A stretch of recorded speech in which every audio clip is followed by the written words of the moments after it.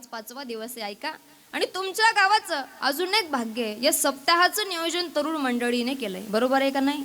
हो, अगदी तरुण बांधवांनी धर्माची पताका खांद्यावर घ्यावी, या सप्ताहाचं नियोजन करावं, धर्माचं रक्षण करावं. मी तर एकच म्हणेल, धन्य माता पिता तयाची. ज्या तरुण दादांनी या सप्ताहाचं नियोजन केलंय बघा. तरुणाकडे पाहण्याचा विचार केला तर सध्याचा तरुण वारकरी संप्रदायात लवकर वळत नाही, पण या तरुणांकडे पाहून अगदी माणसाला आदर्श द्यावासा वाटतो की एवढे सुंदर या सप्ताहाचं नियोजन करू शकतात, ज्ञानोबाऱ्या तुकोबाऱ्यांची सेवा करू शकतात. म्हणून एकदा जोरदार टाळी त्यांच्याकरता झाली. बघा, मी प्रत्येक कीर्तनात प्रत्येक गावाला गेल्याच्या नंतर काही गोष्टी आवर्जून सांगत असते. बघा, महाराष्ट्रामध्ये भरपूर गाव आहेत ताई, महाराष्ट्रामध्ये भरपूर गाव आहेत, भरपूर तालुके आहेत, भरपूर जिल्हे आहेत, पण प्रत्येका गावाला सप्ताह होईलच याची गॅरंटी नाही. प्रत्येक गावाला कीर्तन होईलच याची सुद्धा गॅरंटी नाही. बघा, भरपूर गाव आहेत, पण देवाचं नामचिंतन प्रत्येक गावाला होईल याची गॅरंटी नाही. तुमचं गाव भाग्यवान आहे, पुण्यवान आहे, तुमचं काहीतरी ठेवा जगाच्या मालकाजवळ ठेवलेला असेल, म्हणून हा मेवा तुम्हाला प्राप्त झाला. तुका म्हणे होता ठेवा तो या भावा सापडला. तुमचं काहीतरी ठेवा जगाच्या मालकाकडे असेल, म्हणून हा मेवा तुमच्यापर्यंत पोहोचलाय. तुम्ही भाग्यवान आहेत की सुंदर असं सप्ताहाचं नियोजन तुमच्या डोळ्याने पाहताय.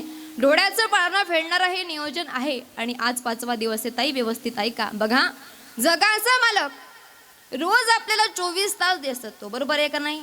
किती तास? 24 तास. 24 तास देत असतो. या 24 तासापैकी तुम्ही 2 तास जगाच्या मालका करता दिले. बरोबर आहे का नाही? मग इथे आल्याच्या नंतर आपण काय केलं पाहिजे? बोला, टाळी वाजवली पाहिजे, नामचिंतन केलं पाहिजे. बघा, जेव्हा जेव्हा विठ्ठल विठ्ठल नामचिंतन होईल तेव्हा टाळी वाजवली पाहिजे. लागोन या पाया विनवितो तुम्हाला, करे टाळी बोला मुखी नाम विठ्ठल विठ्ठल म्हणा वेळो वेळा. तुम्हाला विनंती आहे, विठ्ठलाचं नामचिंतन करा आणि टाळी वाजवा. बघा, टाळी वाजवल्याचे फायदे भरपूर आहेत. कीर्तनात टाळी होय पातकाचे बुडे, होय पातकाचे बुडे, होय पातकाचे होडे. कीर्तनात टाळी होय पातकाचे होडे,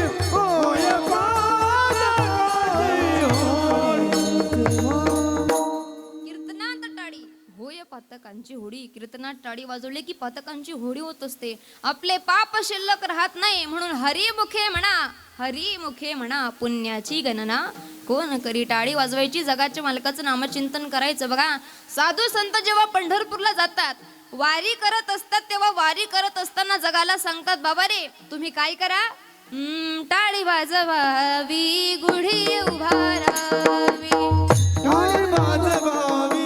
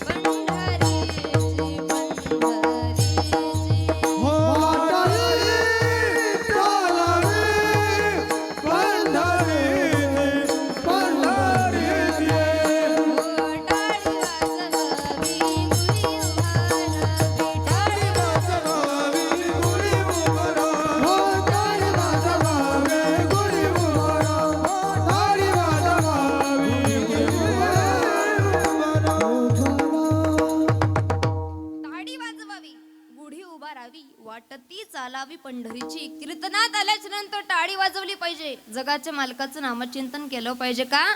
जेथे कीर्तनाची जागा तेथे पांडुरंग उभा. जिथे कीर्तन चालू आहे, सप्ताह चालू आहे, तिथे पांडुरंग परमात्मा उपस्थित आहे. नारद भगवंताला भगवान सांगतात, नारदा माझे भक्त गाती जेथे, नारद आम्ही उभा तेथे. माझे भक्त जिथे गायन करतात, जिथे कीर्तन करतात, जिथे कीर्तन श्रवण करतात ना, ती जागा माझी आहे. म्हणून ताई विनंती आहे तुम्हाला, आल्याच्या नंतर टाळी वाजवा, नामचिंतन करा. हा सुख सोहळा स्वर्गी नाही. हा सोहळा तुम्हाला स्वर्गात सुद्धा पाहण्याकरता मिळणार नाही. बघा ऐका, सुंदर असं आहे पवित्र गाव, परमार्थ स्नेही आणि परमार्थ प्रेमी असं गाव. या गावामध्ये येण्याचा माझा पहिल्यांदा योग आहे आणि आनंद खेड्याला दादांनी कीर्तन ऐकलं होतं म्हणून इथपर्यंत आले. बघा ऐका, कीर्तनाचा हा 5वा दिवस आहे आणि 5व्या दिवशी तुकावराय महाराजांचा अभंग उपदेशपर प्रकरणातील 3 चरणाचा तुमच्या समोर मांडण्याचा प्रयत्न केला. ऐका, तुम्ही म्हणाल ताई कोण तुकोबाराय, आम्हाला सोपं करून सांगा ना. बघा सोपं करून सांगते. हा भक्ती, ज्ञान, वैराग्य, गुरुनिष्ठा, शांती आणि अस्तित्व हे वारकरी संप्रदायाचे मूलभूत तत्व आहेत. ऐका बरं का, माझा वारकरी संप्रदाय ज्या तत्वांवर उभारला गेलाय ते तत्व म्हणजे भक्ती, ज्ञान, वैराग्य, गुरुनिष्ठा, शांती आणि अस्तित्व. या तत्वांमध्ये वैराग्याचं खातं ज्यांनी सांभाळलंय ना ते जगद्गुरु तुकोबाराय महाराज. वारकरी संप्रदायाच्या कलशस्थानी विराजमान असणारे तुकाराम महाराज आणि तुकोबाराय महाराज यांनी सर्वसामान्य जीवाला उपदेश करत असताना या अभंगाची रचना केली आहे. बघा सोपं करून सांगते अजून. जगाच्या पाठीवर ज्ञान म्हणलं की ज्ञानोबाराय. बघा ज्ञानोबारायांचा विषय जर घेतला तर भक्ती अगदी अंतकरणापासून आहे आणि ज्ञानाचा विचार जर केला तर ज्ञानेश्वरी, चांगदेव 65, अमृतानुभव, हरिपाठ सारखे ग्रंथ आपल्या समोर येतात. बघा आपण सहजासहजी ऐकतो का नाही, हरिमुखे म्हणा हरिमुखे म्हणा पुण्याची गणना कोण करी, असं जर कानावर पडलं तर ज्ञानोबाराय महाराजांची आठवण येते. बघा ज्ञान म्हणलं की ज्ञानोबाराय, शांती म्हणलं की पैठण निवासी एकनाथ महाराज. केवढी शांती जीवनामध्ये आहे. जगाच्या मालकाने 36 वर्ष एकनाथ महाराजांच्या घरी कावडीने पाणी भरावं. कावडीने पाणी सागर चक्रपाणी वाहे. कावडीने पाणी सागर चक्रपाणी वाहे. हो कावडीने पाणी सागर चक्रपाणी वाहे. हे कावडीने पाणी सागर चक्रपाणी वाहे. हो नंद भक्ती भावनेला वंदितात पाया.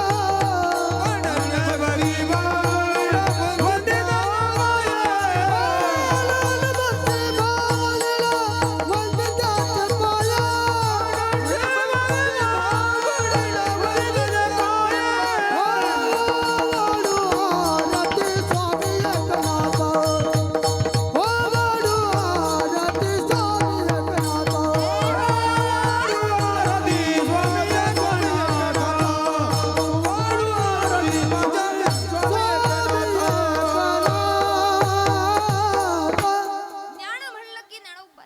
शांती म्हणलं की एकनाथ महाराज, भक्ती म्हणलं की नामदेवराय. केवढी भक्ती जीवनामध्ये आहे. फिरविले राऊळ जगामध्ये ख्याती, नाम देवा हाती दूध प्याला.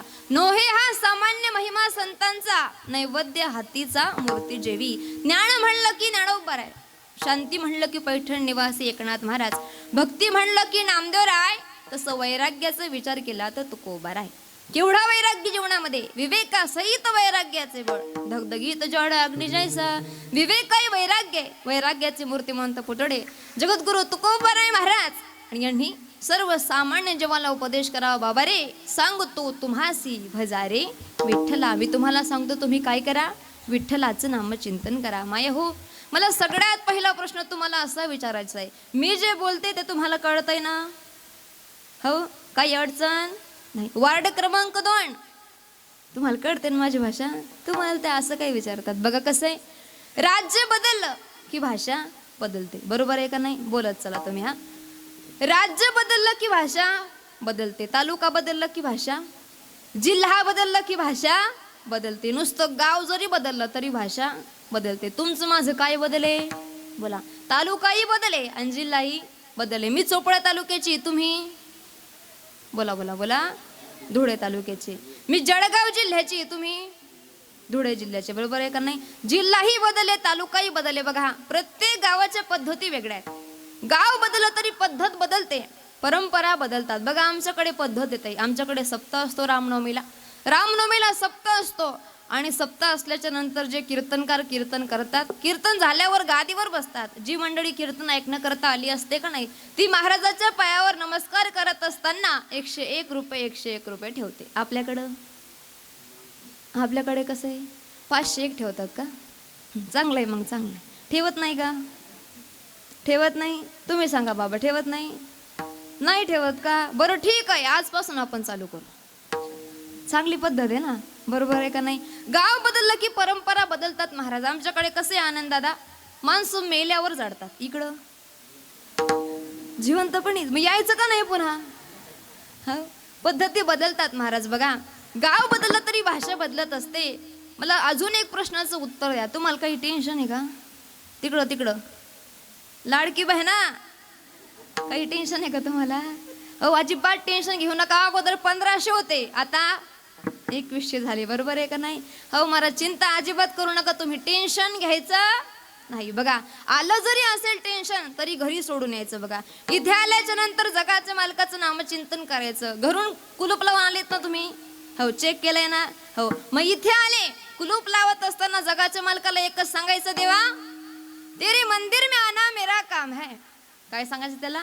तेरे मंदिर में आना मेरा काम है, मेरी बिगड़ी बनाना तेरा काम है. त्याला सांगितलं पाहिजे, देवा तुझ्या दारापर्यंत येणं माझं कर्तव्य, तुझं कीर्तन ऐकणं माझं कर्तव्य, पण माझे दुःख आहेत ना, माझं जेवढं टेन्शन आहे तेवढं सगळं तुझं आहे, तूच सांभाळ त्याला, असं म्हणलं पाहिजे महाराज. इथे आल्याच्या नंतर अजिबात कोणी टेन्शन घ्यायचं नाही. जगाच्या मालकाला सुकलेले फूल आवडत नाही. कसे आवडतात?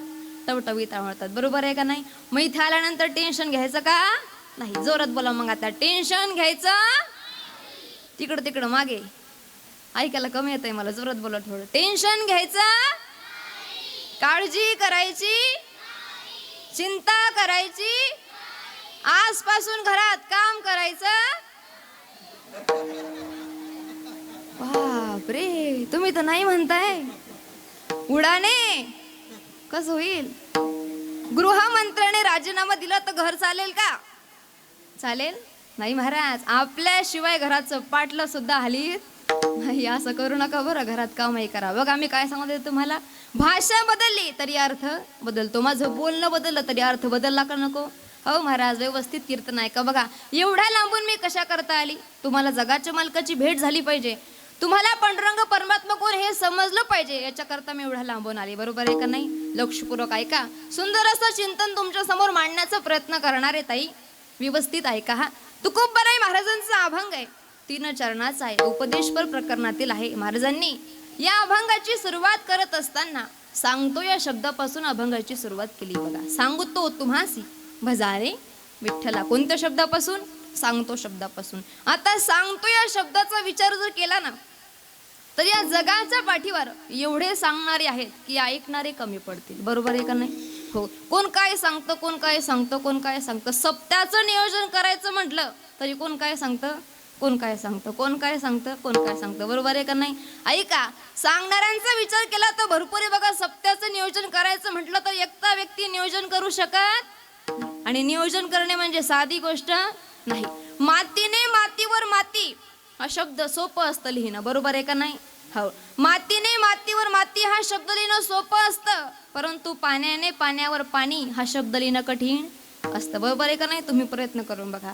मातीने मातीवर माती हा शब्द लिहिणं सोपं असतं, परंतु पाण्याने पाण्यावर पाणी हा शब्द लिहिणं कठीण असतं. जसं पाण्याने पाण्यावर पाणी हा शब्द लिहिणं कठीण असतं ना, तसं सप्ताहाचं नियोजन करणं कठीण असतं. सोपी गोष्ट नाही. ज्यांनी नियोजन केले त्यांच्याकरता एकदा जोरदार टाळी झाली पाहिजे. महाराज, एवढ्या सुंदर या सप्त्याचं नियोजन आपल्या समोर त्यांनी केलंय, पण बघा, भरपूर अडचणी आल्या असतील. सांगण्याचा अर्थ माझा एक आहे, जगाच्या पाठीवर जर सांगणाऱ्यांचा विचार केला ना, तर ऐकणारे कमी पडतील. एवढे सांगणारे आहेत, पण सांगत असताना कोण सांगतंय, सांगत असताना काय सांगतंय, सांगत असताना कुणाला सांगतंय, आणि सांगत असताना कशासाठी सांगतंय, ह्या गोष्टी महत्वाच्या आहे.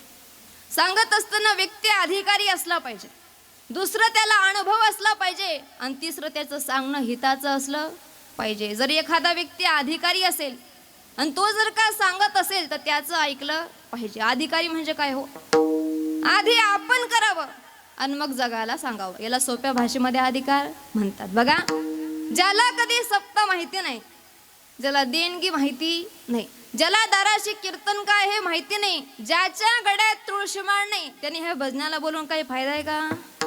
बोला बोला बोला, अजिबात फायदा नाही. तुम्हाला असं वाटत असेल की आपण या मंडळीला बोलावं तर निदान गड्यामध्ये तुळशीमाळ तरी असणं गरजेचं आहे, बरोबर आहे का नाही? गळ्यात माळा तरी असली पाहिजे ना, ज्याने त्याने आपलं टेस्टर घरीच चेक करून पाहायचं, बरोबर आहे का नाही? लाईट लागतो का नाही लागतो, लाल लागतो का पिवळा लागतो, बरोबर आहे का नाही? भजनाला बोलायचं असेल तर गळ्यात तुळशीमाळ पाहिजे, अधिकार असला पाहिजे ना महाराज. बघा सोपं करून सांगते तुम्हाला, जुना काळाचा दृष्टांत आहे. बाप म्हणतो बाड्या बिडी पेटवून आण, पोरग ते बिडी घेतं, चुलीवर नेतं आणि बापापर्यंत ती बिडी विसून जाते. बाप म्हणतो बाड्या साध्या जीवनामध्ये तुला बिडी पेटवून आणता आली नाही, पुढे काय करणार आहेस? ऐकणारं पोरग हुशार असतं.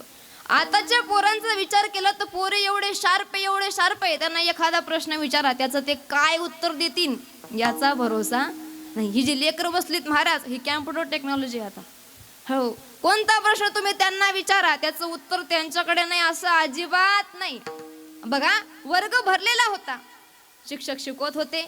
शिकवत असताना शिक्षकाने एका मुलाला प्रश्न केला, बाड्या आणि काही सर बोल बेटा 90 + 90 किती? काय विचारलं?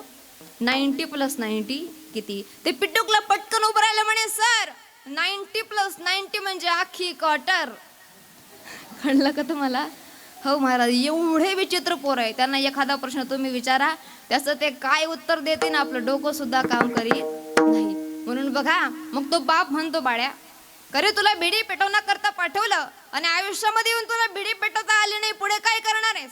ऐकणारं पोरग हुशार असतं. बाबा ठीक आहे, मला चॅलेंज. पोरग ते बिडी घेतं, चुलीपर्यंत नेतं आणि मग आयुष्यभर बिडी विझू देत नाही. म्हणजे मुलगा सुद्धा काय करतो?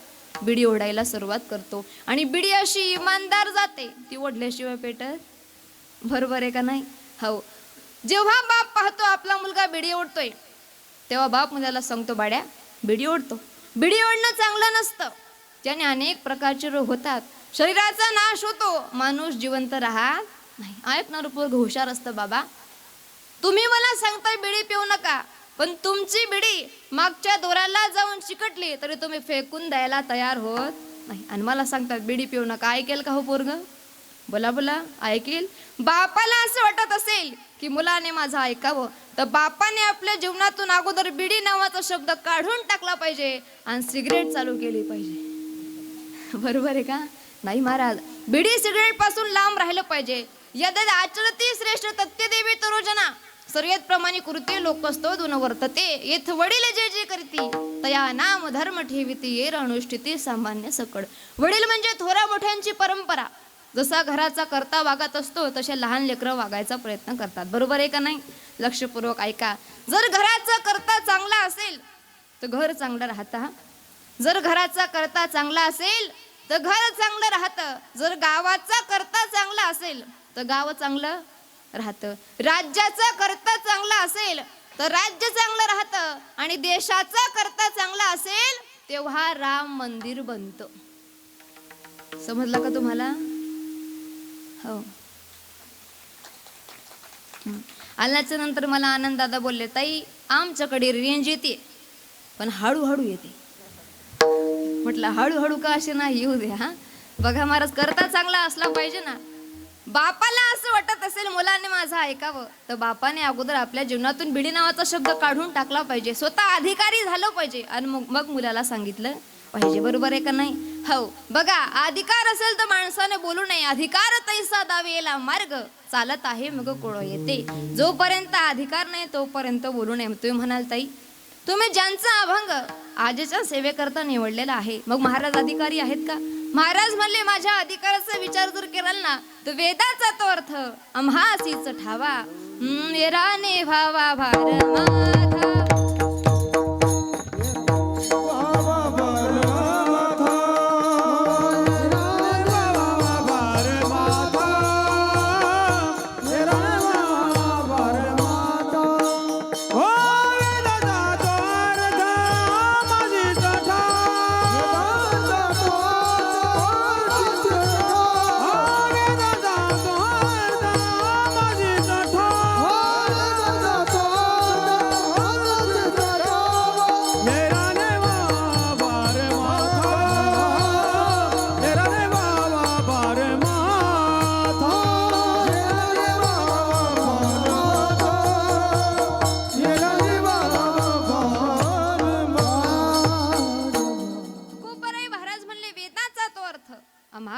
उठावा, हेरांनी भावा भार माथा, वेदाचा अर्थ मला विचारा, इतरांनी मोजवायचं काम करा, एवढे अधिकार संपन्न तुकोबार आहे. सर्व सामान्य जीवाला उपदेश करतात काय, सांगतो तुम्हासी भजारे विठ्ठला. मी तुम्हाला सांगतो तुम्ही काय करा, विठ्ठलाचं नामचिंतन करा. बरं, व्यक्ती नुसता अधिकारी असून चालत नाही, त्याचं बोलणं अनुभवाचं असलं पाहिजे, बरोबर आहे का नाही. जोपर्यंत अनुभव नाही तोपर्यंत बोलू नये. बघा, ऐका, बोला ताई, जीवनामध्ये किती अभंग पाठ आहे याला महत्व आहे का किती अभंगाचा अर्थ कळतो याला महत्व आहे? बोला बोला बोला.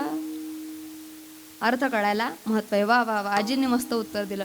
बरं, किती अभंगाचा अर्थ कळतो याला महत्व आहे का किती अभंग अनुभवामध्ये आले याला महत्व आहे? बोला बोला. बोलता येतं ना तुम्हाला? हो. घरी नवऱ्याला जेवढ्या जोरात बोलता तेवढ्या जोरात तर बोला. ताई, त्यांचा आवाज तर 1 मिनिटात बंद करते, पण इथं कशी बोलू तशीच बोल मग. बरोबर आहे का नाही? हो महाराज, किती अभंग अनुभवामध्ये आले याला महत्व आहे ना. जोपर्यंत माणसाला अनुभव येत नाही तोपर्यंत बोलू नये. बघा, अनुभवाचा विषय निघाला म्हणून तुम्हाला सांगते. मला आपल्या इकडे उडाण्याला यायचं होतं. मग येत असताना मागे मी खेड्याला विचारलं, म्हटलं दादा, म्हणे बोला ना ताई, मला उडाणे जायचंय, कसं जाऊ? म्हणे काय नाही, सोपं, इथून असं इकडे जा आणि मग इकडे गेल्याच्या नंतर तुम्हाला गाव लागेल. म्हटलं ठीक आहे दादा, तुम्ही कधी गेलेत का उडाण्याला? म्हणे नाही, मी काय आजपर्यंत उडाणे गेलो नाही, पण मला माहिती हा रस्ता उडाण्याला जातो. बघा, मी त्याला प्रश्न विचारला, त्याने माझं उत्तरही दिलं, पण त्याचं उत्तर ऐकून माझं समाधान झालं नाही. म्हटलं ठीक आहे, दुसरं कोणाला तरी विचारू. मग दुसऱ्या व्यक्तीला विचारलं, म्हटलं दादा, म्हणे बोला ना ताई, मला उडाणे जायचंय, कसं जाऊ? म्हणे काही नाही, सोपं, इथून असं पुढे जा आणि मग पुढे गेल्याच्या नंतर गाव लागेल. म्हटलं रस्ता कसा आहे? चांगला आहे म्हणे. म्हटलं थोडाफार? हा, थोडाफार खराब आहे म्हणे. म्हटलं दादा, तुम्ही कधी गेलेत का उडाण्याला? काय सांगता ताई? म्हणे माझी सासरवाडी आहे ती. काय म्हणलं ते? माझी सासरवाडी. म्हटलं मग हे खड्डे तुमच्यामुळेच पडले का जाऊन येऊन? नाही ताई, तसं काय नाही म्हणे, पण मी 100% सांगतो, हा रस्ता उडाण्याला जातो. आता ऐका, पहिल्याला विचारलं, त्याने माझं उत्तरही दिलं, पण त्याचं उत्तर ऐकून माझं समाधान झालं नाही, कारण तो कधी या गावाला आलेला नव्हता. जेव्हा दुसऱ्याला विचारलं, त्याने सांगितलं माझी सासरवाडी आहे. मला वाटलं याचा पक्का अनुभव आहे, याच्यावर विश्वास ठेवला पाहिजे, अनुभव असला पाहिजे ना महाराज. बघा, तुकोबाराय महाराजांना जेवढे अनुभव जीवनामध्ये आले ना तेवढे अनुभव तुकोबाराय महाराजांनी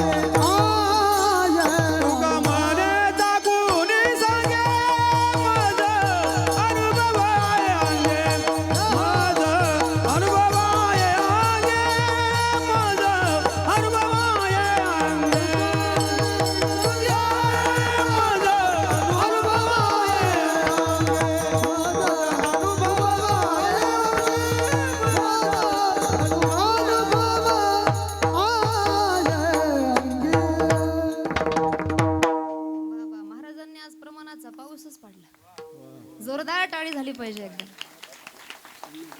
तुकोबाराय महाराजांना जीवनामध्ये जेवढे अनुभव आले तेवढे अनुभव तुकोबाराय महाराजांनी गाथारूपी पंचवेदात लिहून ठेवले आणि जगासमोर मांडताना म्हणतात, हा घ्या माझा अनुभव भक्तिभाव भाग्याचा. तुका म्हणे चाखोनी सांगे माझा अनुभव आहे अंगे. अनुभव आले अंगा ते या जगात येत सो. जेवढे अनुभव तुकोबाराय महाराजांना आले तेवढे अनुभव तुकोबाराय महाराजांनी जगापुढे मांडले महाराज. म्हणून व्यक्ती अनुभवी असला पाहिजे. महाराजांना अनुभव आहे बघा. दुसरा प्रश्न सुद्धा सुटला. पहिला सांगणारा व्यक्ती अधिकारी असला पाहिजे. दुसरं सांगणं अनुभवाचं असलं पाहिजे. अनुभव असले पाहिजे महाराज. नामा म्हणे ग्रंथ श्रेष्ठ ज्ञान देवी एकतरी ओवी. जीवनात येऊन एकतरी ओवी अनुभव केली पाहिजे.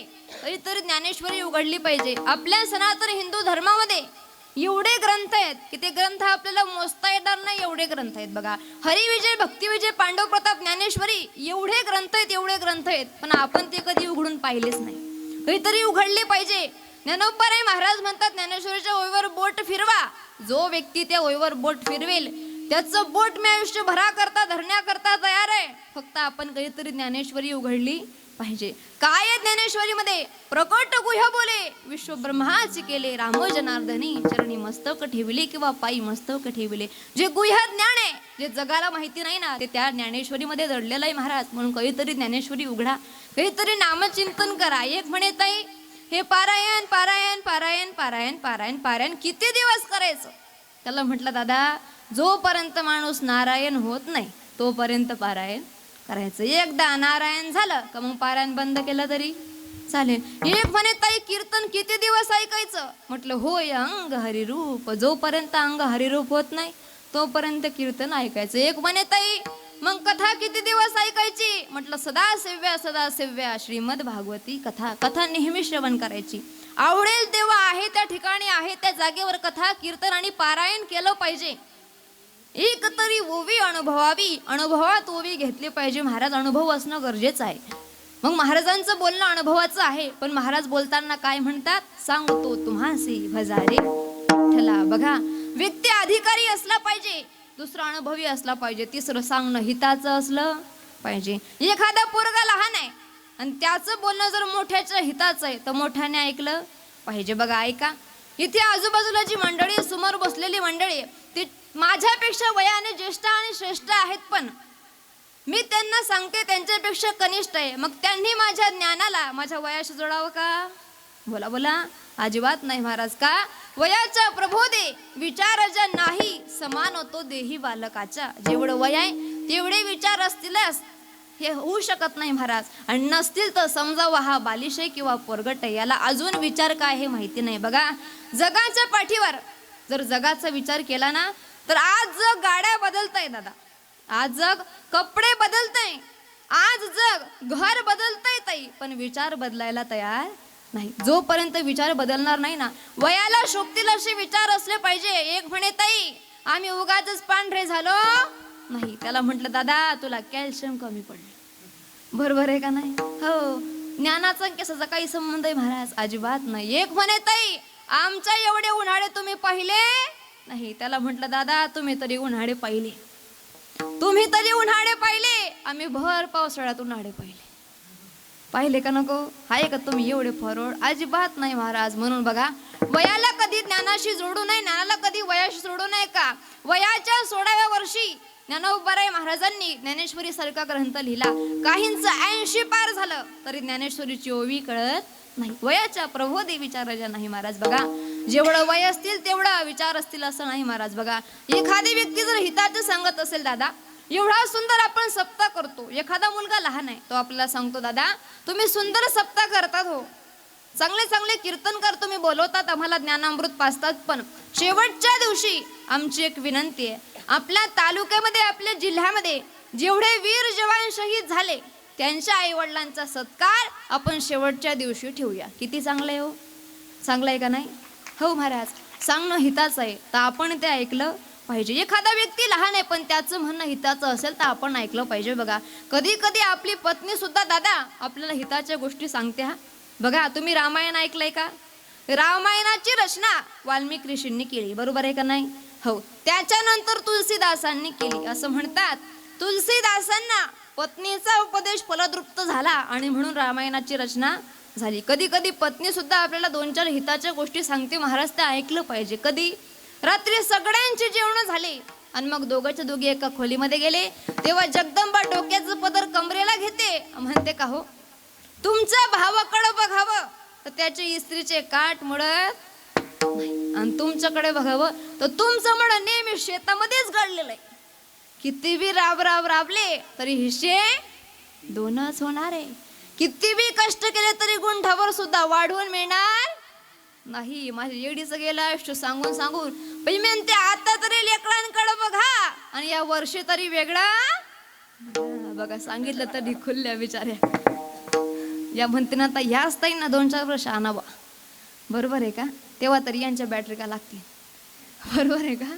असं जर पत्नी सांगत असेल दादा अजिबात ऐकायचं नाही. पण पत्नी सांगत असेल का हो तुम्ही दारू पिता, ही दारू पिऊ नका. दारू म्हणे अनेक प्रकारचे रोग होत आहेत, तुम्हाला शरीराचा नाश होतोय तुमचा, दारू पिऊ नका. हो बघा तुम्ही दारू पितात ना म्हणून आपल्या गावामध्ये एवढा सुंदर सप्ताह होतो, सप्ताहाच्या प्रांगणापर्यंत तुम्हाला कोणी येऊ देत नाही. तुम्ही दारू पितात ना म्हणून आपली मुलगी चांगल्या ठिकाणी दिली गेली नाही. तुम्ही दारू पितात ना म्हणून मुलाचं शिक्षण थांबलंय. हो विनंती आहे माझी, दारू पिऊ नका. अहो तुम्ही दारू पितात ना त्याच्यामुळे बाहेर गावी तुम्हाला कोणी मानत नाही, दारू पिऊ नका. असं जर पत्नी सांगत असेल तर पत्नीचं सांगणं हिताचं आहे महाराज, माणसाने ऐकलं पाहिजे. हे जे महिला मंडळ आहे ना ते सांगून सांगून थकून जातं महाराज, दारू पिऊ नका, दारू पिऊ नका, दारू पिऊ नका, दारू पिऊ नका, दारू पिऊ नका. बरोबर आहे का नाही? सांगून थकतं पण ऐकतच नाही महाराज. एका शब्दात ऐकतील कस काय? आमच्याकडे एक माणूस आजारी पडला दारूमुळे, 3च पॉईंट रक्त राहिलं त्याला. जळगावला ऍडमिट केलं. आम्ही पाहण्याकरता गेलो, म्हटलं गावातला माणूस आहे, पाहण्याकरता गेलो. त्याला म्हटलं दादा भल्या माणसा चांगला संसार चालू आहे तुझा आणि कशाला खराब करतो? अरे दारूमुळे तुझ्या अंगात रक्त राहिलं नाही, दारूमुळे तुझ्या किडन्या खराब झाल्या, कशाला दारू पितो? तो म्हणे ताई असं काही बी बोलू नका. म्हटलं का? दारू ब्रँडेड पित होतो म्हणे, किडनीमध्येच काहीतरी प्रॉब्लेम असेल म्हणे. हो एवढे विचित्र महाराज, त्यांना सांगावं काय? ते म्हणे ताई तुम्हाला काय माहिती त्याचा नशा. म्हटलं नशा ऐकायचा का तुला? ऐक आता, खरा नशा जर तुला घ्यायचा असेल ना तर ब्रह्मरस घेई काढा, तेने पिडा वारेल. अरे जाम पे जाम क्या पीते हो, आधी रात में उतर जाएगी. जाम पे जाम क्या पीते हो, आधी रात में उतर जाएगी. प्याला पियो हरि नाम का, जिंदगी सुधर जाएगी. दारू प्यायला नको महाराज. दारू ही दुःखाची जननी आहे. माणसाला असं वाटतं आपण दारू पितो, पण दादा आपण दारू पित नाही. ही दारू पिते आपल्याला, ही दारू पिते आपल्या शरीराला, ही दारू पिते आपल्या पत्नीच्या सुखाला, ही दारू पिते आपल्या लेकरांच्या चेहऱ्यावरच्या हसूला. महाराज दारूला स्पर्श करू नका. दारू पिणारा व्यक्ती संतांनी पाहिला, जेव्हा संतांनी पाहिला असा समोरून जात होता, कृष्ण भक्त होते संत, त्यांनी दारुड्याला आवाज दिला, दारुड्या अरे थांब तुला काहीतरी सांगतो महत्वाचं. तेव्हा संतांनी त्याला आवाज देताना संत म्हणतात, तू थांब जरा दारूवाल्या, हो तू थांब जरा दारूवाल्या, ऐक गड्या रे, तू थांब जरा दारूवाल्या, ऐक गड्या रे, सोड गड्या रे दारू, सोड गड्या रे, सोड गड्या रे दारू, सोड गड्या रे.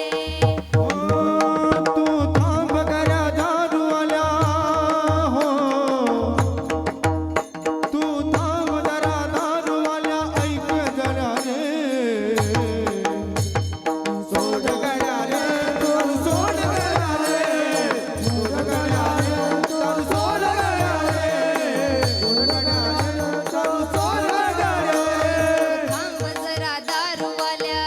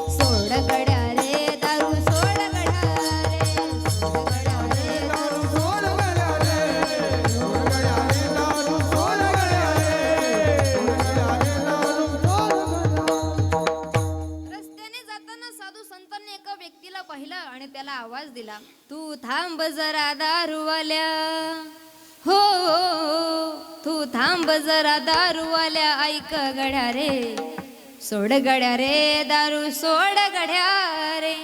देवाने तुला जन्म या भारती दिला, या भारती दिला. पवित्र हिंदू धर्मात, पवित्र भारतात जन्माला आलाय. हे हिंदू भूचा राजसा तू ऐक रे जरा, सोड रे इला, कशी नाही जनाची मनाची लाज तुला रे, लाज तुला रे. सोड गड्या रे दारू, सोड गड्या रे, सोड गड्या रे दारू, सोड गड्या रे. दारू पिणाऱ्या व्यक्तीला साधू संतांनी उपदेश केला, अरे सुखाचं आयुष्य खराब करू नको, जगाच्या मालकाचं नामचिंतन कर. असं जर पत्नी सांगत असेल तर माणसाने ऐकलं पाहिजे. हे सांगणं हिताचं आहे महाराज. बघा तुम्ही म्हणाल ताई ठीक आहे, महाराज अधिकारी आहेत, अनुभवी आहेत, पण महाराजांचं सांगणं हिताचं आहे का? महाराज म्हणले मी हिताचं सांगतो, ऐक रे जना तुझ्या स्वहिताचा खुना, पंढरीचा राणा मना माझी स्मरा. हित ते करावे देवाचे चिंतन, करून या मन शुद्ध भावे. आपलं हित कशामध्ये? जगाच्या मालकाच्या नामचिंतनामध्ये आहे. मग आपण काय केलं पाहिजे? जगाच्या मालकाचं नामचिंतन केलं पाहिजे. मग तेच तुकोबर आहे अभंगाच्या पहिल्या चरणात. सांगतो तुम्हासी